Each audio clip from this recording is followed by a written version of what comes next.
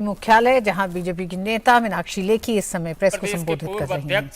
और सांसद श्री मनोज तिवारी जी, सांसद पार्टी के वरिष्ठ नेता श्री प्रवेश साहिब सिंह वर्मा जी आपको संबोधित करेंगे। साथ में बैठे हैं पार्टी के राष्ट्रीय प्रवक्ता सरदार आरपी सिंह जी और प्रदेश के प्रवक्ता माननीय हरीश खुराना जी। मेरा विनम्र निवेदन है मीनाक्षी लेखी जी से कि आपको संबोधित करें। बहुत बहुत धन्यवाद। मित्रों, आज जिस तरीके की अराजक तत्वों द्वारा गतिविधियां आपने हाउस में देखी, म्युनिसिपल कॉरपोरेशन के हाउस में, वो शायद पहले कभी नहीं देखी होगी और बहुत ही शर्मनाक घटना घटी। और ये घटना उन लोगों द्वारा घटित की गई। मेरे सामने तो वही रील चल रही थी कि ये वो लोग हैं जो सत्ता में अपने आप को अराजक कह कर आए हैं।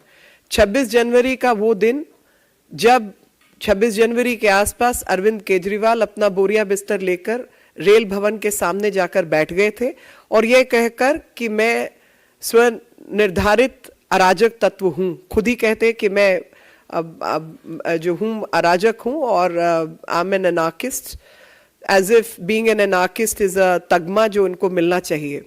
दूसरी स्थिति मेरे दिमाग में आई जब इनको देखा, वो स्थिति थी जब राज्यसभा में नॉमिनेटेड सांसद इनके, वो नॉमिनेटेड सांसद जब चेयरपर्सन जो राज्यसभा के हैं उनके सामने से माइक छीनकर कागज फाड़ना और बदतमीजी और बदसलूकी का काम जो इन्होंने राज्यसभा में किया, ठीक वही हालात आज भी पाए गए। और जो लेफ्टिनेंट गवर्नर का अधिकार है वो भी लोकतांत्रिक अधिकार है। सेक्शन 33B1 जो म्युनिसिपल कॉरपोरेशन का एक्ट है, आपको समझना होगा कि एमसीडी एक्ट जो है वो एक सेंट्रल एक्ट है, वो स्टेट एक्ट नहीं है। तो केंद्र सरकार को अधिकार है उसके तहत नियम बनाने का, मर्जर का, नियम बदलने का, और उसी अधिकार को एग्जीक्यूट करते हुए जो एडमिनिस्ट्रेटर है दिल्ली का, जो कि लेफ्टिनेंट गवर्नर है, उनको अधिकार है कि वो नॉमिनेटेड पार्षदों को भेज सके हाउस के अंदर। तो नॉमिनेटेड सांसद हो या निर्वाचित सांसद हो, सबके अधिकार एक ही होते हैं।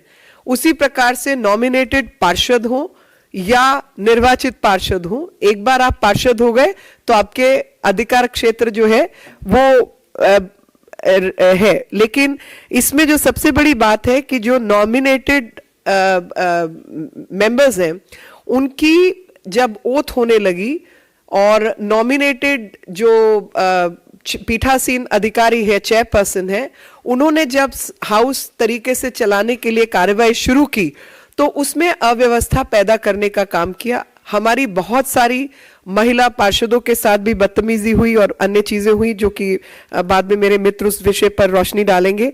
लेकिन जो फैक्चुअल लीगल पोजीशन है, उस लीगल पोजीशन के तहत जिस प्रकार से ये लोग साइट कर रहे हैं नियम, वो गलत साइट कर रहे हैं, क्योंकि वो आपको ये नहीं बता रहे कि स्टेट गवर्नमेंट नहीं है बल्कि सेंट्रल गवर्नमेंट है। द गवर्नमेंट जो, क्योंकि ये सेंट्रल एक्ट है इसलिए सेंट्रल गवर्नमेंट का अधिकार है और लेफ्टिनेंट गवर्नर जो है उसी अधिकार के तहत अपनी अधिकार को एक्सरसाइज करते हुए उन्होंने कुछ पार्षदों को भेजा।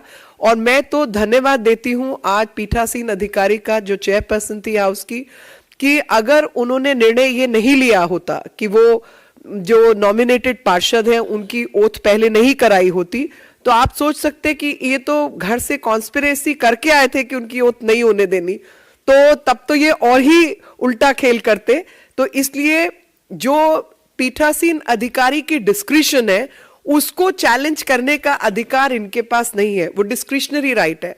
और उनका जो अधिकार क्षेत्र है, कोई भी जो अथॉरिटी में है कि हाउस कैसे चलना है, हाउस व्यवस्थित ढंग से चले, और हाउस जब व्यवस्थित ढंग से चले तो उसमें फेयर एक्शन हो और सब अपनी बारी बारी से अपना कार्रवाई कर सके, ऐसा जो है व्यवस्था रहनी चाहिए।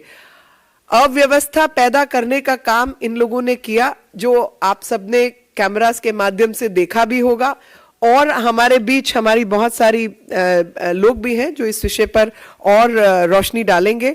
तो मैं यही कहना चाहूंगी कि जहां तक कानून और नियम का अधिकार है, हम सब लोग within law we have acted in terms of law and regulation. You must understand that section 33B1 of the municipal act, Municipal Corporation Act has been brought into action. The administrator of Delhi happens to be the Lieutenant Governor, and in exercises of power vested in Lieutenant Governor of Delhi, he has exercised his power and nominated people to the House, and also nominated the chairperson of the House to conduct the proceedings of the House in a fair manner. There was a conspiracy that the Aam Aadmi Party is not going to allow the smooth functioning of the House, and thus they call the ruckus and misbehave with many people. All I can say is that we are completely within the purview of law, because the act itself is a central enactment. It's not a state law. It's a central act. मेरा निवेदन होगा माननीय मनोज तिवारी जी से। I just wish to add one line. When any acting officer in exercise of its power as a chairperson is acting out of its own discretion, that discretion cannot be challenged by other people. On the contrary, in the hindsight, the decision taken by the chairperson was absolutely right, because had the order been reversed, that nominated Parshads had been asked to take the oath later, then these people would not have allowed that to happen. So decision in the hindsight, I can only say, was a brilliant decision by the chairperson of the House, and discretion was exercised in accordance with law. दोस्तों, जैसा मीनाक्षी जी ने आप सबको बताया, पूरे कार्यवाही के दौरान ये पेपर सबके पास था, और इस पेपर में आज के कार्यक्रम की सारी सूची और क्रम दिया हुआ है, जिसको आम आदमी पार्टी के गुंडे रूपी पार्षदों ने मानने से इनकार कर दिया। आज का सदन में हम सब की उपस्थिति एक बहुत अच्छे कॉज के लिए थी। हम सभी सांसद लोकसभा के दिल्ली के वहां उपस्थित थे, लेकिन आज सदन की कार्रवाई को आम आदमी पार्टी के गुंडों ने काला दिन बना दिया है। आपको मैं बताऊं कि ये बहुत तैयारी से आए थे। इनके पास ब्लेड जैसे धारदार हथियार थे। इन लोगों के पास कुछ शीशे का भी कुछ ऐसा चीज था जिससे वो बीजेपी के पार्षदों को इन्होंने मारा है। और जब हम लोग वहां इंटर कर रहे थे, जब थोड़ा भीड़ भाड़ से गुजर रहे थे हम, तो कई लोगों के मुंह से शराब की बदबू आ रही थी। ऐसा लग रहा था कई लोग शराब पी करके आए हैं, और उनका इंटेंशन पूरा आम आदमी पार्टी के सभी पार्षदों का, और इवन जो इनके विधायक वहां उपस्थित थे, उनका इंटेंशन क्लियर था कि आज यहां पे हमें बवाल ही करना है। और हमारे पार्षद जो घायल हुए हैं, अभी आपको उसके बारे में बताया जाएगा, वो पार्षद लोग भी यहां हैं, उनकी जानकारी मिलेगी। हमें सबसे दुख यह लगा कि हम पिछले 3 दिन से अपने पार्षदों को कैसे वोट डालते इसकी ट्रेनिंग दे रहे थे, और ऐसा लग रहा था वो लोग ट्रेनिंग दे रहे थे कैसे पोडियम तोड़ना है, कैसे ब्लेड मारना है, कैसे कुर्सियां तोड़नी है, कैसे कुर्सियां उठा उठा कर फेंकने लगे। तो ऐसी स्थिति में जो उनका मूल स्वरूप अब तक आम आदमी पार्टी का है कि गुंडों की पार्टी है, वो आज फिर से सदन में दिखा, और सदन बहुत ही शर्मसार हुआ है। और ये कार्य उनके विधायक भी करते आए, उकसा रहे थे, वहां जाओ, चेयर पे चढ़ो, और मेयर की चेयर पे, कुर्सी पे ये लोग खड़े होकर के जूतों से उसको सब देख रहे थे, जैसा स्थिति सबके सामने थी। अब तो हम तो यही कह सकते हैं ना कि अरविंद केजरीवाल को मेयर के चुनाव से डर क्यों लग रहा है? सिंपल सी बात है, इसमें जो लिखा था इसके 1, 2, 3 पे मेयर का चुनाव, महापौर का चुनाव था, उससे डर के आप क्यों भाग रहे हैं? ये एक बड़ा सवाल उठता है और आज दिल्ली शर्मसार होगी इन चीजों को देखते हुए। 49 थे, 49 से 134 हो गए। तो जैसा हमारी लोकसभा में ताहिर हुसैन का कैरेक्टर था, वैसे ही कैरेक्टर आज कई पार्षदों का हम देख रहे हैं। मेरा मानना है कि ये धक्के मारना, लड़ाई करना, कानून तोड़ना, कानून को न मानना, अभी हमारी मीनाक्षी बहन कानून समझा रही थी, लेकिन कानून तो वो समझता है जो कानून का सम्मान करता है। मेरा मानना है कि जो अफसरों को अपने घर में बुलाकर उनको पीट सकते हैं, उनसे हम और भी क्या उम्मीद कर सकते हैं। लेकिन आज के इस सदन की कार्रवाई में जो काला दिन बनाया है आम आदमी पार्टी ने, इसका संज्ञान जो एजेंसीज हैं, जो लोग हैं, वो तो लेंगे। इसको कानून को भी लेना चाहिए और दिल्ली की जनता को भी लेना चाहिए। मेरा निवेदन है माननीय प्रवेश साहिब सिंह वर्मा जी से कि आपको संबोधित करें।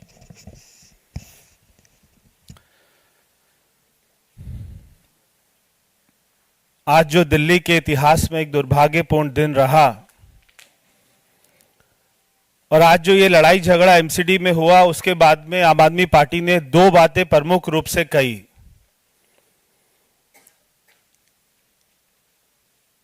एक, उन्होंने पहला आरोप लगाया कि सारे पार्षदों का जब शपथ ग्रहण स्टार्ट हुआ तो उसमें सबसे पहले मनोनीत पार्षदों का शपथ क्यों हुआ। मैं आपको दिल्ली सरकार का 5 तारीख का नोटिफिकेशन दिखाना चाहता हूं। यह नोटिफिकेशन ये कहता है कि राष्ट्रीय राजधानी क्षेत्र दिल्ली के उपराज्यपाल अधिनियम की धारा 77 के अधीन महापौर के चुनाव के लिए सुश्री सत्या शर्मा, क्योंकि एक इसमें पीठासीन अधिकारी बनाया जाता है जो सारे पार्षदों को शपथ दिलाता है। ऐसे हमारे लोकसभा में भी होता है, ऐसे हमारे विधानसभा में भी होता है। और यह आगे कहता है कि सुश्री सत्या शर्मा को श्री संतोष कुमार राय, जिला दंडाधिकारी, जो वहां के डीएम है, नई दिल्ली द्वारा धारा 32 के अनुसार शपथ दिलाई जाएगी।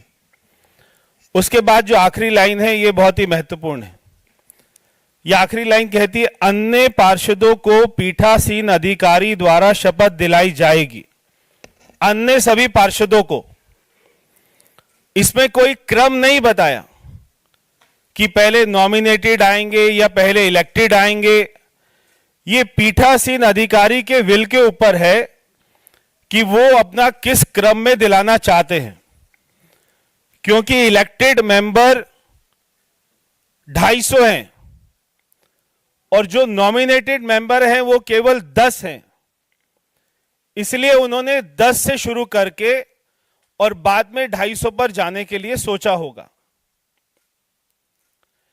मैं आम आदमी पार्टी से और उनके सभी कार्यकर्ताओं से, जिन्होंने आज वहां पे पार्षदों ने सारा हंगामा किया, उनसे पूछना चाहता हूं कि अभी मीनाक्षी जी ने बताया कि ये जो डीएमसी एक्ट है ये सेंट्रल गवर्नमेंट बनाती है और अभी ये 3 एमसीडी की 1 एमसीडी हुई।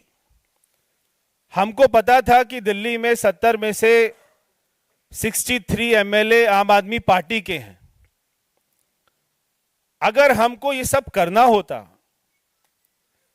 तो जो 14 एमएलए इसमें नॉमिनेटेड होते हैं वोट डालने के लिए, उसमें बीजेपी को केवल 1 ही एमएलए मिला है। 13 एमएलए आम आदमी पार्टी के हैं। अगर हमें ये सब कुछ चेंज करना होता तो हम उनके एमएलए का अधिकार भी छीन लेते। 14 एमएलए जो नॉमिनेटेड होते हैं, या हम कहते हैं कि दोनों पार्टियों के 50-50 होंगे। बीजेपी को केवल 1 एमएलए मिलता है और आम आदमी पार्टी को 14 में से 13 एमएलए मिलते हैं। जो भी कुछ हो रहा है, हम भारत की राजधानी में रहते हैं, कानून व्यवस्था है, यहां पर कानून का राज चलता है, जंगल राज नहीं चलता, ताहिर हुसैन का राज नहीं चलता। कोई यहां पे केजरीवाल जी, मनीष सिसोदिया जी, कोई एमसीडी में भी कोई ऐसी ऊट पटांग पॉलिसी बना देंगे जैसे उन्होंने शराब पॉलिसी बनाई, ऐसा गुंडा राज नहीं चलता। तो वो हम पर यह आरोप नहीं लगा सकते कि पहले और क्या फर्क पड़ा। जब बहुत ही आराम से मैं वहां पर मौजूद था, जब एक पार्षद ने शपथ ली तो कोई कुछ नहीं बोला। जैसे ही दूसरे मनोनीत पार्षद ने शपथ ली, आम आदमी पार्टी का वो कार्यकर्ता जिसको संजय सिंह ने प्रेस कॉन्फ्रेंस में मीडिया में दिखाया कि उसके हाथ में चोट लगी है, सबसे पहले वो व्यक्ति खड़ा होकर माइक तोड़ने के लिए, जहां पर शपथ ले रहे थे, माइक तोड़ने के लिए पहुंच गया। उस माइक को तोड़ने लगा, हमारे पार्षद को मारने लगा। जब वो माइक तोड़ रहा था तब उसका हाथ कट गया माइक तोड़ते हुए, तब उसको खून निकला माइक तोड़ते हुए। ये सारा वीडियो में आपको दिखाई देगा। और बाहर निकलकर वो कह रहे हैं कि हमें मार रहे हैं। हमारे बीच में हमारी पार्टी की 2 निगम पार्षद इस समय बैठी हैं, महिला निगम पार्षद। एक है श्रीमती अनीता जी, एक है श्रीमती इंद्र कौर जी। ये दोनों महिला निगम पार्षद, ये जब इन दोनों को वहां पे आम आदमी पार्टी के पुरुष निगम पार्षदों ने घेर लिया और इंदर कौर जी के ऊपर में 5-5 पुरुष निगम पार्षद आम आदमी पार्टी के उनके साथ धक्का मुक्की करने लग गए, उनके बाल खींचने लग गए और उनके हाथ में क्या कोई ऐसी धारदार चीज थी जिससे उन्होंने इनके हाथ पर मारा। इनके हाथ पर कट लगा, काफी खून निकला। इनको बचाने के लिए जब श्रीमती अनीता जी वहां पर पहुंची तो इनका भी हाथ कटा। वो वीडियो में दिखाई देगा कि पुरुष निगम पार्षद आम आदमी पार्टी के लिए बीजेपी की महिला निगम पार्षदों को गालियां दे रहे हैं, इनके बाल खींच रहे हैं, इनको हाथ पर चोट मार रहे हैं और इनका यह कहना है कि उसमें पार्षद शराब पिए हुए भी थे। आज जब दिल्ली की जनता नया मेयर का इंतजार कर रही थी, तब उसने क्या देखा कि जिस पार्टी को बहुमत मिली वो आज वहां पर गुंडागर्दी कर रही है। अगर वो थोड़ी बहुत सीटें ज्यादा ले गए, इसका मतलब है कि वो वहां पर गुंडागर्दी करेंगे। जैसा मीनाक्षी जी ने कहा, मनोनीत और जो इलेक्टेड मेंबर होते हैं इनमें कोई फर्क नहीं होता है। हम देखते हैं राज्यसभा में भी हमारे सारे नॉमिनेटेड मेंबर होते हैं, उसको अपर हाउस कहा जाता है। लोकसभा में जहां पे सारे इलेक्टेड होते हैं उसको लोअर हाउस कहा जाता है। ऐसे ही एमसीडी में जो हमारे नॉमिनेटेड मेंबर होते हैं उनको एल्डरमैन कहा जाता है। तो आप उनको एल्डरमैन कह रहे हैं मगर आप कह रहे हैं उनको वोटिंग का कोई राइट नहीं है। ऐसा हो सकता है क्या? ऐसा कहीं संविधान में नहीं लिखा, ऐसा कहीं संविधान में नहीं लिखा कि मनोनीत जो हमारा मेंबर होगा वो पहले शपथ नहीं ले सकता। ऐसा कहीं संविधान में डीएमसी एक्ट में नहीं लिखा। तो अगर उन्होंने पहले शपथ ली और उसके बाद में इलेक्टेड मेंबर शपथ लेते तो क्या फर्क पड़ता? और उसके बाद में मेयर का इलेक्शन होता, जिसको ज्यादा वोट मिलती वो जीत जाता, सबके सामने आ जाता। तो आम आदमी पार्टी ये जो आरोप लगा रही है, आज जो उन्होंने वहां पर गुंडागर्दी करी है, ये हमारे अंबेडकर जी के संविधान जो उन्होंने कॉन्स्टिट्यूशन बनाया उसका मजाक उड़ाया है, उसके साथ इन्होंने खिलवाड़ किया है। और हम चाहते हैं कि जल्दी से जल्दी दिल्ली के सारे निगम पार्षदों को वहां पर शपथ दिलाई जाए, मेयर दिल्ली को जल्दी मिले ताकि दिल्ली में काम होना, विकास होना जल्दी से शुरू हो सके। बहुत बहुत धन्यवाद। मित्रों, कोई प्रश्न है तो अपनी जगह हाथ उठा लेंगे। हम लोग इसकी पुलिस कंप्लेन भी करने जा रहे हैं, जो एफआईआर के रूप में तब्दील कराने की हमारी कोशिश होगी। जो गुंडे बदमाश जिन्होंने, हाँ, वो वीडियोस के आधार पर निकाल के पुलिस जांच करेगी। 4 लोगों को बहुत हमारे यहाँ गहरी चोट आई है। मैं तो महिला नहीं, इसके अलावे भी बहुत लोग हैं। आरएमएल के अंदर हमारे एक पार्षद हैं, उनके पाँव में फ्रैक्चर हुआ है। शरद कपूर और उसके अलावा कुसुमलता हमारी पार्षद हैं, जिनके हाथ में पूरे यहाँ पर चोट है और सोजिश है। बहन जी जो हमारे साथ हैं, इनके पाँव में चोट है, पूरा सूट फाड़ा हुआ है। तो और अर्जुन है मारवा, उसके हाथ में चोट है। कई लोग, क्योंकि सब लोग बिखर गए हैं अलग अलग जगह, तो शशि के भी चोट है, शशि के भी हाथ में चोट है।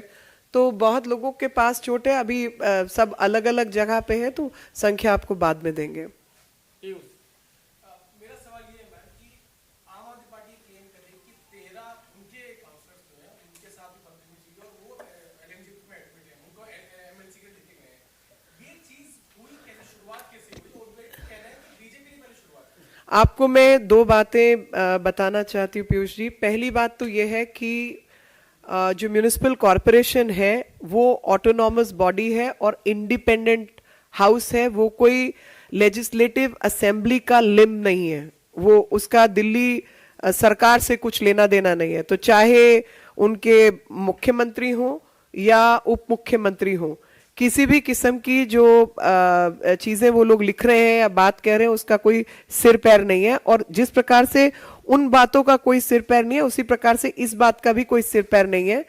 सारी चीज शुरू हुई कि पीठासीन अधिकारी ने ओथ दिलाने का काम शुरू किया और अपनी डिस्क्रिशन एक्सरसाइज करते हुए, जो कि अधिकार उनको नेचुरल राइट्स में भी आता है, क्योंकि उनको व्यवस्थित ढंग से हाउस को चलाना उनका काम होता है। उन्होंने पहली जो ओथ है वो ओथ एक नॉमिनेटेड पार्षद को दिलवाना शुरू किया। तो जैसे ही उन्होंने ये ओथ दिलवाना शुरू किया, तो कौन लोग इसको रोकना चाहते हैं कि नॉमिनेटेड पार्षद की ओथ ना हो? जाहिर तौर पे बीजेपी वाले तो नहीं चाहते ना। ये काम तो आम आदमी पार्टी के ही गुंडे बदमाशों ने किया, और ये कॉन्स्पिरेसी पहले घर से तय करके आए थे कि हमने आज इनकी ओथ नहीं होने देनी। और मैं वापस अपनी बात को दोहरा रही हूं कि मैं धन्यवाद देना चाहती हूं पीठासीन अधिकारी की बुद्धिमत्ता का। वो भी 3 बार की पार्षद हैं और सत्या जी बहुत समझदार हैं, जिन्होंने ये निर्णय लिया कि पहले नॉमिनेटेड का हो जाए, 10 लोगों का हो जाए, बाकी का बाद में हो जाएगा।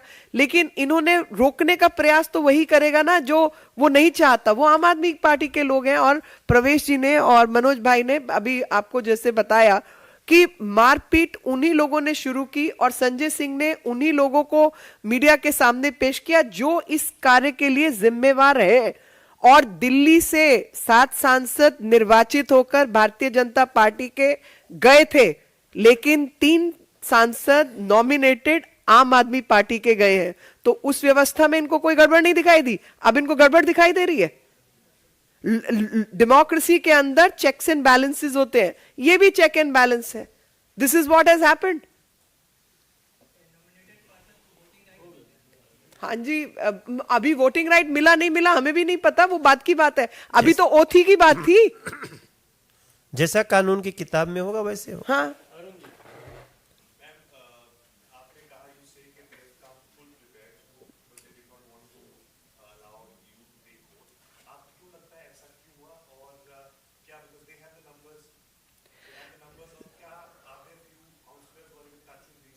no, BJP doesn't know. I can't make claims on that. People have right to vote in under democracy.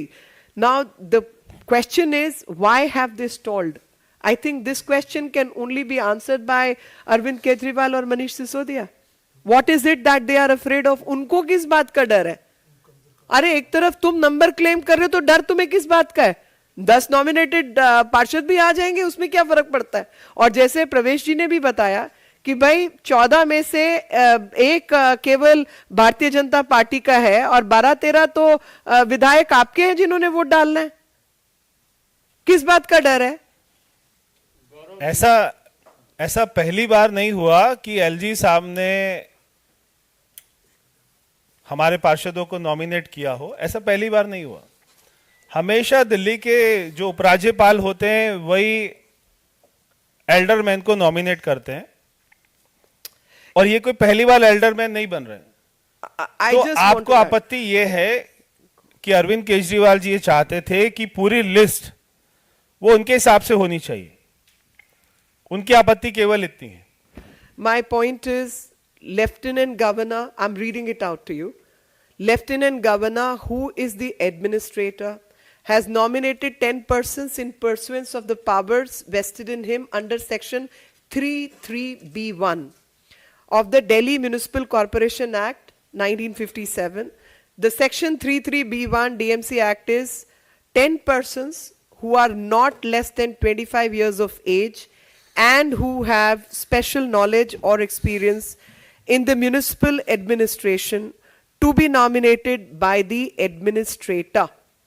That the administrator is the Lieutenant Governor is unequivocally provided for wide Section 2(1) of the MCD Act 1957.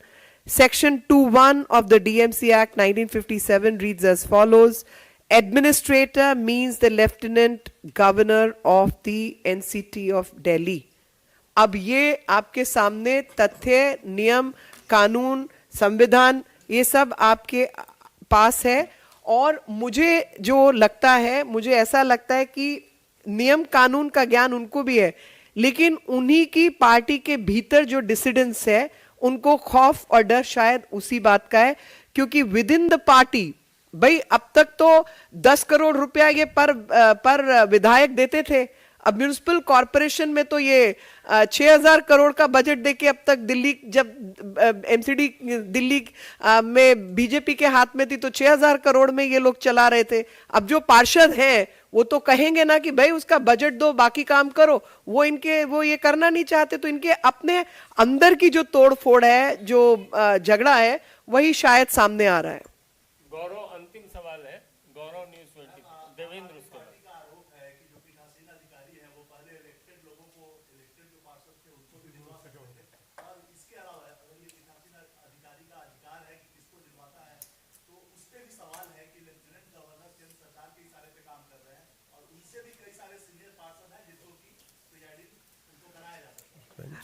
देखिए गौरव जी, आपको 2-3 बातें समझनी है।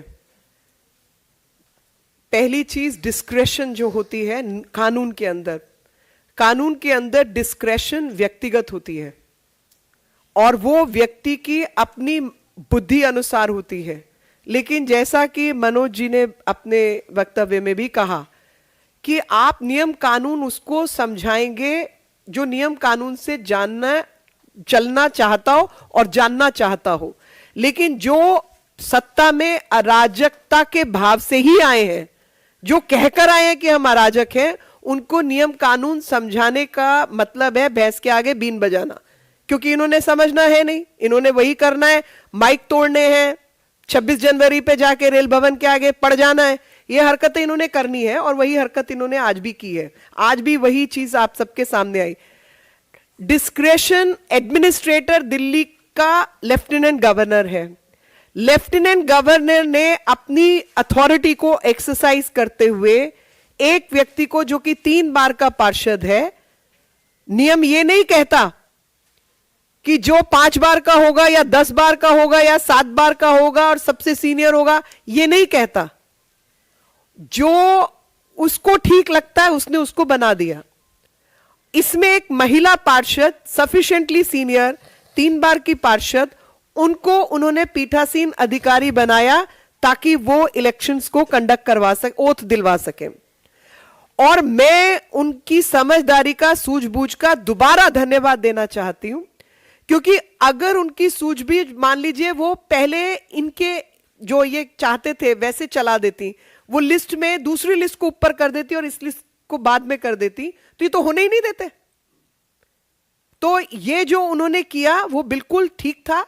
इन दी hindsight I think जो decision lieutenant governor का था वो भी ठीक था कि उन्होंने समझदार व्यक्ति को बिठाया, और जिस समझदार व्यक्ति ने ये निर्णय लिया वो भी ठीक था, क्योंकि ये तो होने ही नहीं देते। अब तक कम से कम इनका रंग रूप तो आपको दिखाई दे गया।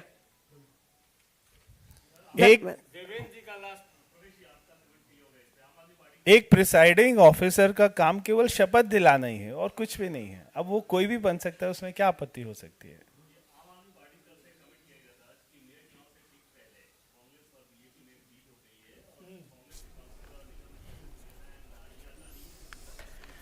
तो आप देख रहे थे नई दिल्ली में